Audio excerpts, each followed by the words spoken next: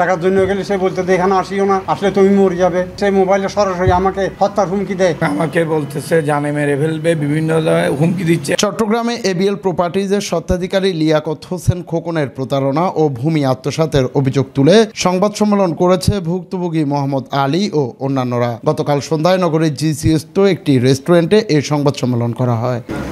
আওয়ামী লীগ সরকার থাকলেও আমি, বিএনপি সরকার থাকলেও আমি, আমাকে কেউ কিছু করতে পারবে না। সংবাদ সম্মেলনে ভুক্তভোগী মোহাম্মদ আলী দাবি করেন 2009 সালে তার একটি জমি উন্নয়নের জন্য এবিএল প্রপার্টিজের স্বত্বাধিকারী লিয়াকত হোসেন খোকনকে আমোক্তা দেন। আমোক্তা দেওয়ার পর ফ্যাসিস্ট সরকারের ক্ষমতা দেখিয়ে লিয়াকত হোসেন খোকন গং তাকে তার প্রাপ্য বুঝিয়ে না দেওয়ার জন্য প্রাণে মারার হুমকি ও মিথ্যে মামলা সহ নানাভাবে হয়রানি করে আসছে। আমি লিয়াকত হোসেন গংকে 2009 সালে 6.5 ঘন্টা জায়গা উন্নয়নের জন্য দিই।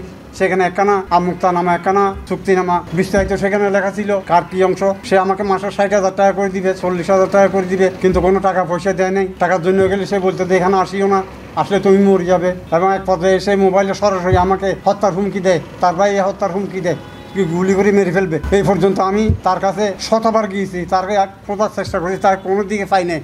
সে বলে যে তুমি আমার টিকটিকিও পাবে না, আমাকে তো দূরের কথা, আমাকে ধরা তো দূরের কথা, আমার কাছেও তুমি আসতে পারবে না, তুমি এখানে কিছু পাবে না। আমি বললাম যে কেন আমি কিছু পাবো না, কেন আমার তো সুনির্দিষ্টভাবে লেখা আছে আমুক্তা না চুক্তি নামাই। বলছে না, ওগুলো লেখাই থাকবে, বিল্ডিং আমার, বিল্ডিং আমি খাবো, তো আমি আর কাউকে এখান থেকে অংশ দিব না। আমি তার বিরুদ্ধে অনেকগুলো জিডি করেছি, আমি পাহাড়তলী থানায় গিয়েছি, আমি একবার আমি দখলে নিয়েছি। সেই প্রশাসনের মাধ্যমে পাহাড়তলী থানা আওয়ামী লীগের সভাপতি নুরুল আফসার মিয়ার মাধ্যমে আমাকে নামাই দেয়। আমি আজ পর্যন্ত আর ওখানে যাইতে পারি নাই। আমি আপনাদের মাধ্যমে আইন শৃঙ্খলা রক্ষাকারী বাহিনীর সহযোগিতা কামনা করছি। এ সময় সংবাদ সম্মেলনে অন্যান্য ভুক্তভোগীরাও লিয়াকত হোসেনের প্রতারণার কথা তুলে ধরেন। আমরা 2012 সালে লিয়াকত হোসেন থেকে এটা সালামিতে নেওয়ার সময় তখন আমাদের সঙ্গে কথা ছিল যে ভাই আমরা এত কোটি টাকা দিয়ে জিনিসটা নিব, আমাদের সত্য আছে কিছু। বলে কি সত্য?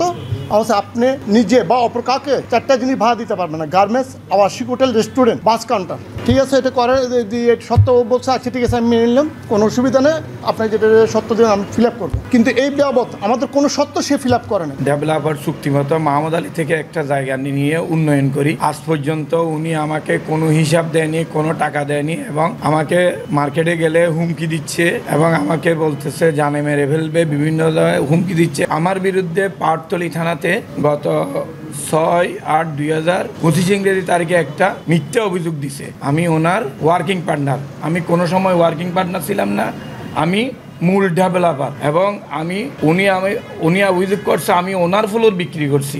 আমি ওনার কোনো ফ্লোর বিক্রি করি নাই, উনি আমার ফ্লোর বিক্রি করে সব টাকা উনি নিয়ে গেছে, আমাকে হিসাব দিচ্ছেন না। সংবাদ সম্মেলনের মাধ্যমে ভুক্তভোগীরা প্রশাসনের সুদৃষ্টি কামনা করেন। এ সময় আর উপস্থিত ছিলেন ব্যবসায়ী এহসানুল হক, হোটেল জামানের পক্ষে রাশেদ করিম, আলমগীর জামান সহ অন্যান্যরা। দেশবাসীকে জানানোর জন্য এবং প্রশাসনকে জানানোর জন্য। ডেস্ক রিপোর্ট, সময় নিউজ।